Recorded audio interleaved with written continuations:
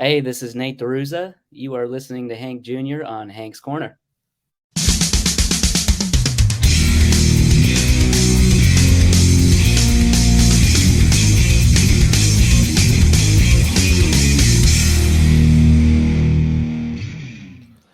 Welcome, everybody, to another episode of Hank's Corner. I'm Hank Jr., part of Hank Jr. Productions, where you know me, I'm documenting life's moments through photography, videography, and now podcasting.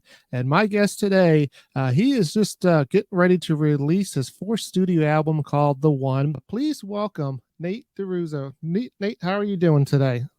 I'm awesome. How are you? Oh, I am doing well. Thanks for coming on the show. First question I always like to ask, because musicians are all over the place. Where are you calling in from today? Nashville, but right outside of Nashville, called Mount Juliet. Okay, yeah, I'm familiar with the Nashville area. I go up there quite a bit, although I'm broadcasting from Tampa, Florida. I spend a lot of time up there in Nashville, do a lot of photography and video stuff for the artists up there. Is Nashville your home? Actually, Canton, Ohio is where I'm from, but I've been in Nashville for almost 7 years. Okay, and I have not been to Ohio that much. Tell me a little bit about Canton. I know that there's a Hall of Fame over there. Yeah, Pro Football Hall of Fame. I was born right across the street from everybody that comes by. They're like, so this is it, huh? So they got the Hall of Fame on one side, and they got a little placard for where you were born on the other side, Yeah, correct? yep. Okay, I love it. Now I got to go see it. Now, are you a football fan? I would say yes and no. I mean, yes. But I'm not like a diehard get angry type of person with football. I'm just, I like watching it and I like rooting for whichever team I pick at the time. But there's like, I like the Browns because being from Northeast Ohio, but they're kind of a disappointment every year. And Well, my dad likes the Rams, so I've always kind of been a Rams fan a little bit, but okay. And it's refreshing to hear that you don't get mad. I won't say whether or not I get mad. My wife knows the truth on how mad I do get, but I am not going to put that out there for everybody to hear. So tell me though, you got an album coming out very soon. As I mentioned, it's coming out at the end of January called The One. Tell me a little bit about this album. it's a story. It's a concept album, so if you listen to it from start to finish, it kind of tells a story. And the theme and why I called it The One is because it's kind of you meet this girl at the beach at Cabo San Lucas. Playa del Amor is the first song. And then by the last, you can go through the whole story. By the last song, it's called Chasing Chances. And the like some of the lyrics in that song are, I'm done chasing chances with you. So I'm done chasing chances with the one. Because it's kind of like you kind of have this obsession with seeking happiness in someone else or something else, or like a dream that you're trying to achieve, and the happiness comes from within. So there's a song on there called Burns Me Every Time, and that's kind of explaining that song. That's like the second to last song. So it's kind of, I wanted to call it The Illusion of the One, but it's kind of a long title, so we called it The One. Call it The One. I like that. And, there was somebody else that I had on here before that kind of did something similar to that, where they pretty much told a story from beginning to end.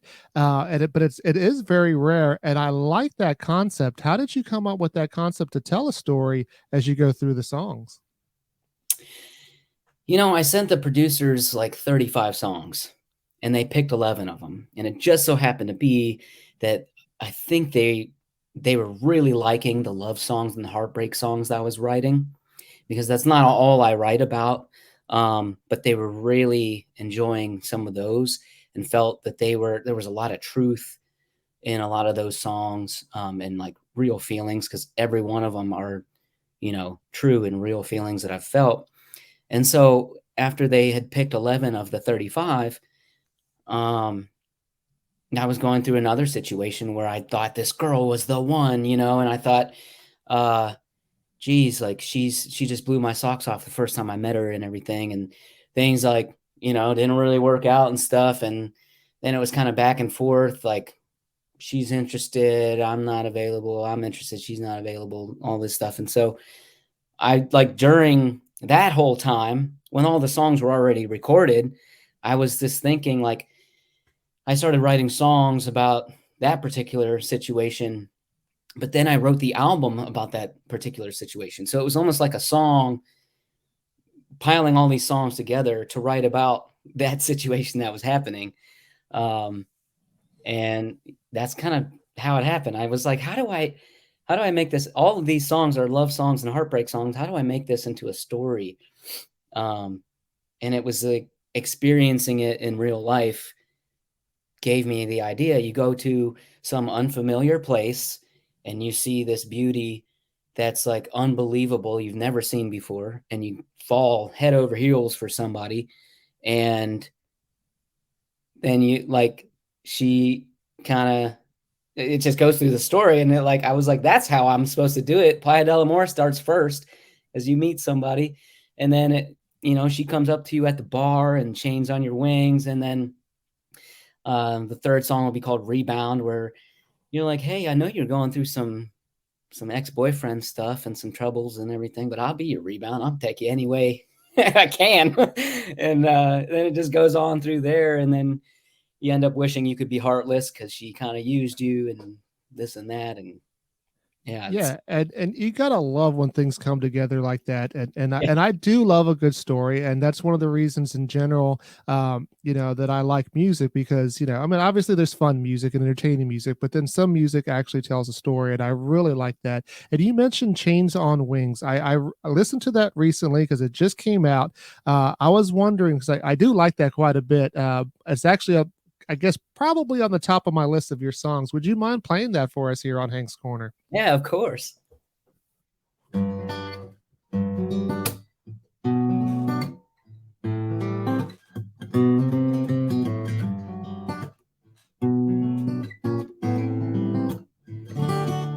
There's a whole lot of empty bar seats, but you sat right next to me.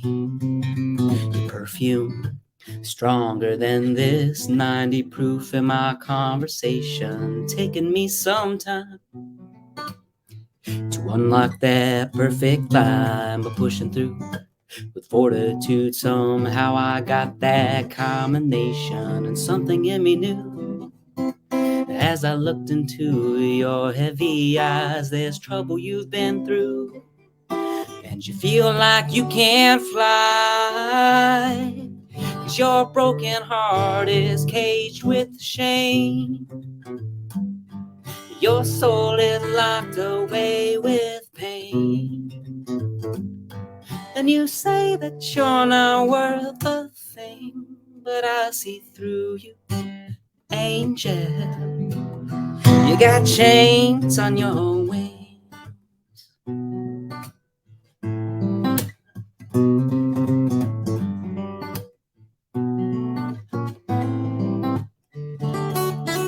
I sat there and got to know you. I see what you have been through. All the guys who have pushed you around in the background of your mind is fighting who you really are. Back when your dreams weren't very hard to reach, and now you think those lashes blink and that'll get you where you need to be. But your value ain't the surface. Mascara clouds your eyes. Somewhere in there you know it, but you don't know why. 'Cause your broken heart is caged with shame. Your soul is locked away with pain. And you say that you're not worth a thing, but I see through you, angel. You got chains on your wings, and I know who can set you free.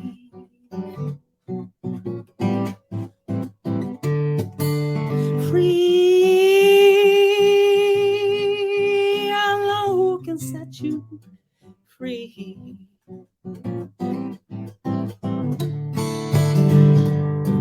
Your broken heart is caged with shame. Your soul is locked away with pain. And you say that you're not worth the fame, but I see through you, angel. You got chains on your wings, angel. You got chains on your wings.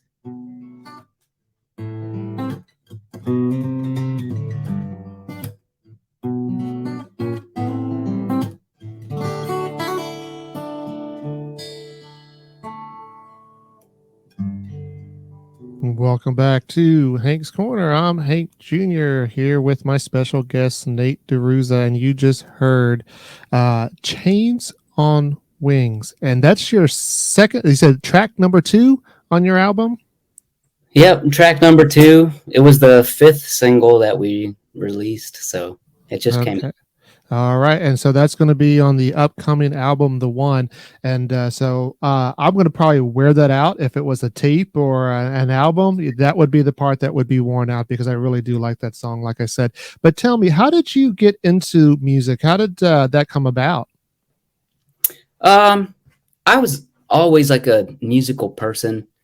My mom is an amazing piano player and singer. And just growing up, I used to write like gibberish songs. Like 3 or 4 years old, I started writing like gibberish songs. And I had this whole group of songs that didn't mean anything, but I would sing them all the time. And then when I got older, um, I just always sang. I was always in the choir at church, and I was always in chorus at school and everything. And then I picked up the guitar in high school and just couldn't put it down and started writing songs like immediately. And then I went to college and started performing, around campus and everything. And people, my friends and people were telling me that I really had something here and that I was really good and my songwriting was really good. And I look back and I'm like, no, it wasn't, but they thought it was. And so I just kept going with it. Okay, so they saw something special in you early on. And you mentioned the songwriting. Do you write all your own songs or do you co-write or a combination of both? Combination of both. Started off like everything was always by myself until I came to Nashville and learned how to co-write. It was I was kind of like anti co-writing at first. Like, these are my feelings. I don't want somebody else writing this song with me. Then, you get used to it, and that it actually became really enjoyable for me to co-write with people. That's really Okay. fun. And you mentioned your feelings. So, how much of this comes from your personal feelings in life, and how much of it is just kind of something that you may draw from what you see? Well, I would say like 90% of it is personal feelings from life. I think those are like the song. That's why the producers picked those certain songs because there was just, it's effortless when it's coming from something that I really felt. Whereas you almost gotta perfect every word and you gotta really think it through and think hard about something that you're, just for me personally, something that you're seeing other people do or whatever it might be. So I think 90% of it, it's, just true feelings that I've felt and everything. So So, does that make it easier to write a song because it's kind of already on the tip of your brain, or do you still struggle with how long it takes you to put something together? some of them are just like that, and some of them are a little bit more difficult. Like one of my newest songs, it's I know that I know I want it to be a certain way, but I can't find the right wording in the bridge. I can't because it's got to be perfect, in the bridge. So it's taken me a while I keep changing it and keep changing it. And I always know when it's there, but then there was another song that I wrote recently called Dream of You. and it was just done like that. I didn't really have to tweak it too much. It didn't take long to write. I just heard some sort of like riff going on in my head, and I was like,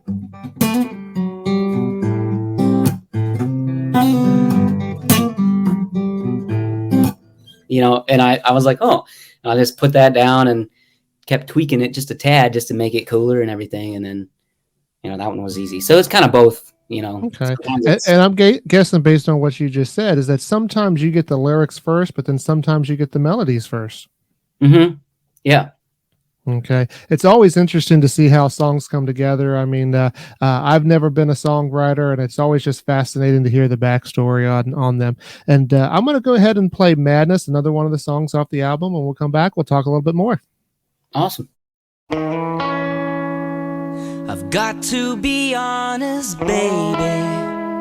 You've driven me past crazy. I'm here without you. And I know you're mine, but I've never felt pain so right. It's so much that I got to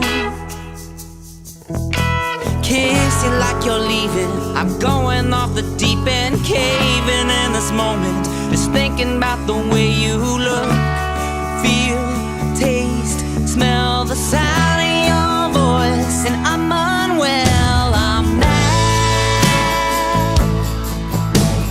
mad. My heart is breaking, though we're fine.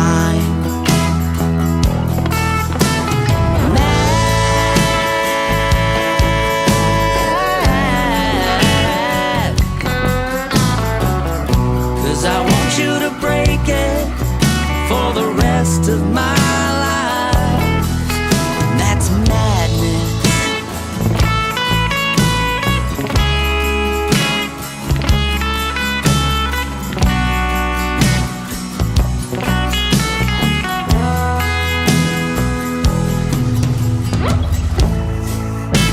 Well, here you are in my arms, but I can't explain the harm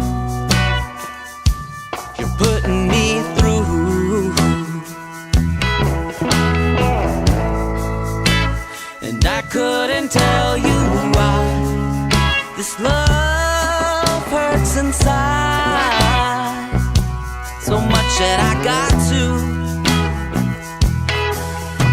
kiss you like you're leaving. I'm going off the deep end, caving in this moment, insane about the way you look, feel, taste, smell the sound of your voice. And I'm unwell, I'm mad, mad. My heart is breaking, though we're fine.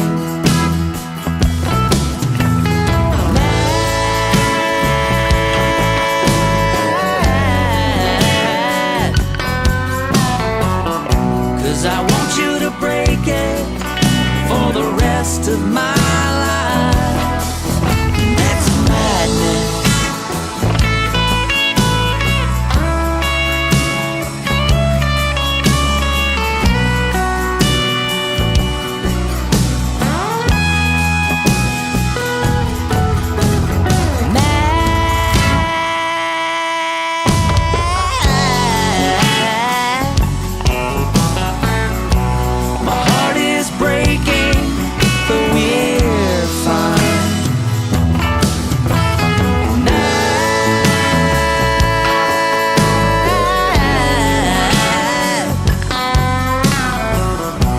I want you to break it for the rest of my life. And that's madness.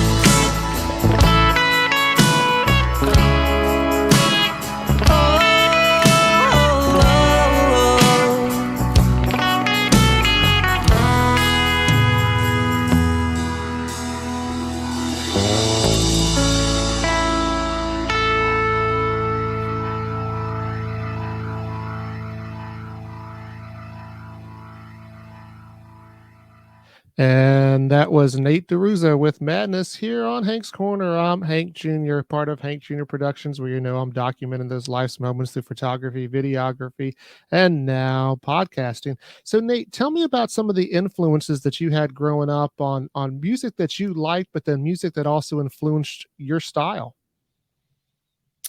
My first album was the Backstreet Boys. And I still love the Backstreet Boys. I think, their stuff is so good. And then getting older, I mean, my parents pretty much raised me on classic rock stations. So it was Pink Floyd and the Eagles and Led Zeppelin, a lot of those other bands growing up that I know every song from all of that whole era, and a lot of the 80s stuff. And in high school, that's what I started to learn. I think the first guitar song I ever learned was Stairway to Heaven. So I was like, let's pick that one for my first one. But and then my parents got me this book for Christmas one year called Jam with the Eagles. And I learned like every song in the book: Lion Eyes, Best of My Love, Hotel California, of course, Tequila Sunrise. And that was really what started opening up my guitar skills, was just reading that book and reading tablature and stuff. And I already knew all the songs, so I know how to riff. I know how to, it's supposed to go. And then let's see, like late high school, early college, I got into Jack Johnson and John Mayer and the Dave Matthews Band. And they really influenced how I like the path of how I started going with writing songs. Okay. And if you could be on stage with any artist living or that's passed, who would you love to perform with? Dave Oh, yeah. Matthews. Yeah. Okay. Yeah, definitely a good one to pick there. And along those lines as well, you're on my playlist now. Tell me, what is currently on your playlist? I don't know. I switch back and forth a lot of different things. Yeah, I try to keep up with my little sister. She's 20, so she's in the in crowd. She knows what good music is coming out, and so I try to pay attention. And I've been listening to Taylor Swift's new album, and I've been Okay. listening to Harry Styles a little bit. See how I like a lot of it. Taylor Swift especially, I think she's a genius. She definitely is. I mean, and a lot of artists that come on here will say that she is a big influence to them, and not only musically, but the way she conducts her business. Yeah, she's very smart, and she's very, very talented. And so yeah, I've been listening to her here and there, but also just same old stuff. Like I'll turn on Spotify playlists for classic rock, especially when I'm working out. I don't like to listen to AC/DC. It gets you pumped up, definitely. Yeah. And do you ever put your name into Spotify and see who else comes up that's similar to you? Yeah. It's kind of some random people that I don't really know very well, and I'm not sure. I think it's just kind of an algorithm thing at this point.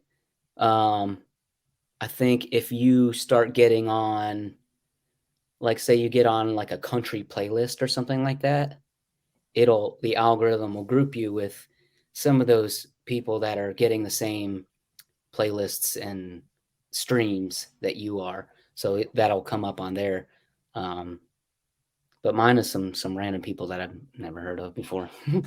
And that happens. I find people that will say that, oh yeah, I'm part of this particular playlist, love it. And then someone say, I don't even know how I ended up over there. My music is not quite like that, but Yeah. I'll take it. Now, one of the songs that you also have out is called I and You. Tell us a little bit about that one. It's put the love between I and you. So take the word and put it in between I and you. So it's just a clever hook. And my co-writer and dear friend Ed Cawthon. He's a retired colonel from the Marines, and I met him at Belmont. He called me one time and was like, "Hey, what happens when you put the love between I and you?" And I mean, it was like, I was like, what are you talking about, man? Like, I had no idea what he was talking about.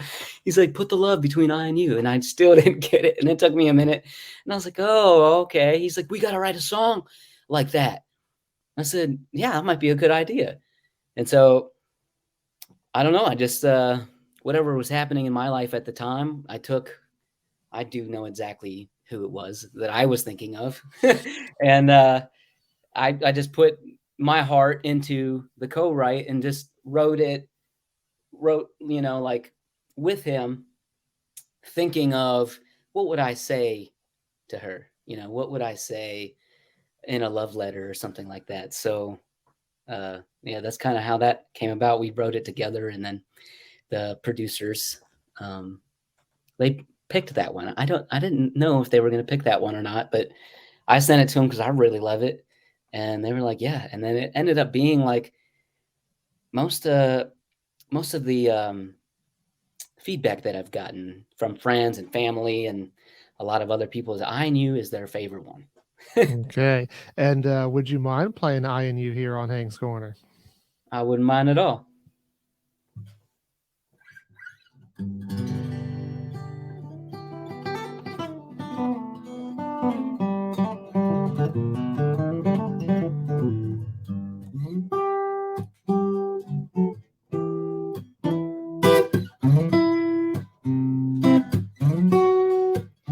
I wanna be the man you finally say it to, the song that sings the words you didn't know were true. Wanna be the music that makes you move, dance and sway, the reason you believe, the chance you take. I know it's you I wanna pour my heart into, to put the love between I and you and I together, together, I and you and I forever, forever. There'd be nothing better in this world than if you felt like I do. So won't you put your love between I and you?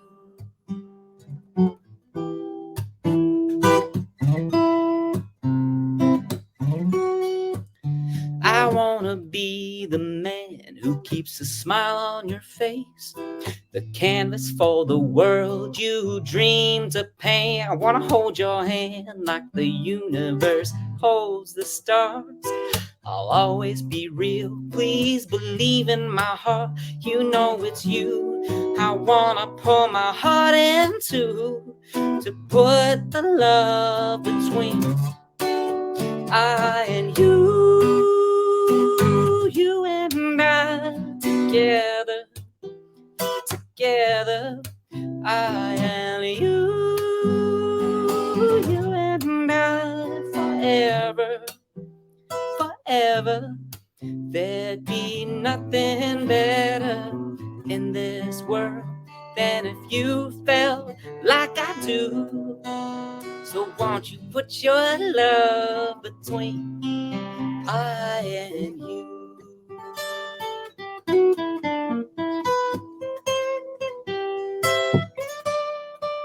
Baby, you know there's something between us. Come on, you know there's something between us. I know you know there's something between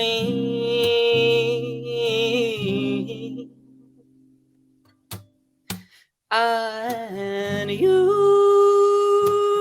and I together, together, I and you and I forever, forever. There'd be nothing better in this world than if you felt like I do. So won't you put your love between. Yeah, won't you put your love between I and you?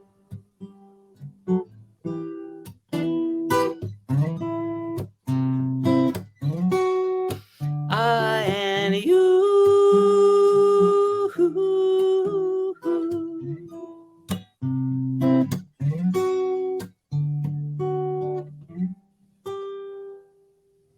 And that is Nate DiRuzza just singing I and You. Probably one of the better songs to select for Valentine's Day coming up. So that's kind of perfect Yeah. timing. Appreciate you playing that here on Hank's Corner. So when you're out there in Nashville, do you get out there to the local areas to play a lot? Yeah. Where would somebody most likely find you if they go out there to visit? Consistently is the Tootsie circuit, which is Tootsie's, Rippies, and Honky Tonk Central. So that's kind of a consistent thing for me. But as far as the other stuff goes, it's kind of like random. Like I'm in a writer's round tomorrow in Leaper's Fork. And then I'm in a writer's round. I think it's maybe the 24th.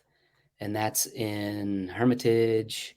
And then, I'll be in and out of Nashville at like hotels here and there. And, it's just kind of all over the place. With the consistency, I just post about it every time. So if you follow me on Instagram, you'll know when and where I'm playing. Yeah, so definitely be following Nate on social media. Now, you've been described as a born entertainer, if not by music, by gesture. Is that kind of how your shows come along?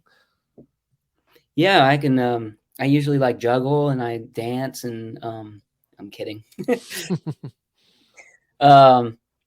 Yeah, I guess I don't know. I feel so comfortable up there that it's not difficult for me to, interact with the crowd in a sort of way that kind of brings them into like a conversational type of thing. And I think kind of the way I sing in my songs, kind of like people understand the first time they hear them. So I'm like, it's almost like the songs are conversational as well. So as long as I can kind of just be conversational with them while I'm on stage, I start singing a song and it kind of seems like they're all with me on it, Mm-hmm. So maybe I guess that's, yeah. And I crack jokes here and there too. Yeah. Well, I definitely want to come up to Nashville to see you if you don't make it down to Florida here first. But in the meantime, if you ever want to be a guest on Hank's Corner, you're more than welcome to. I had a good time here with you tonight. Thanks for playing the music. I mean, it just sounds so beautiful. And like I said, it's you're somebody that's new on my playlist, and a lot of it has to do with just the smooth melody that you have. And like I said, that last song there was perfect for Valentine's Day. So Nate, I appreciate you coming on. And like I said, you can be a guest at any time. Yeah. Thank you so much for having me, Hank.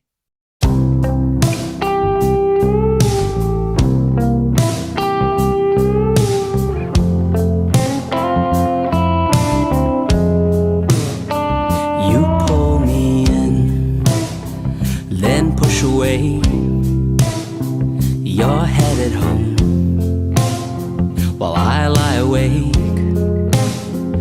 I'm falling hard, it's just how I feel. I say I love you, but you never will.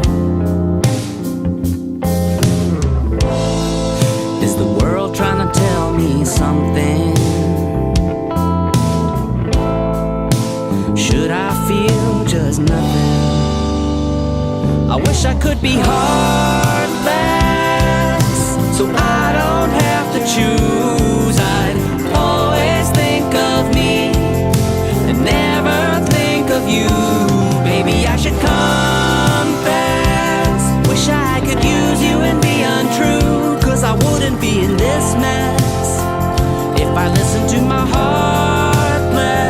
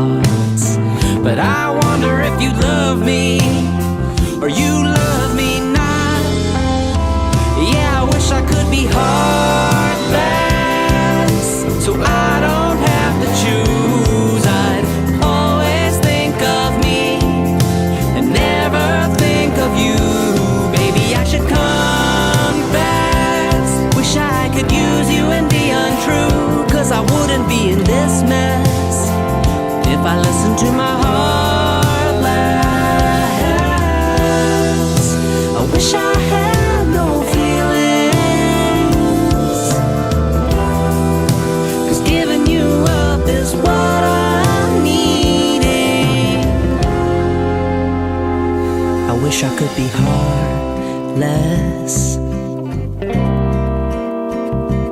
Baby, I should confess. I wish I could be heartless, so I don't have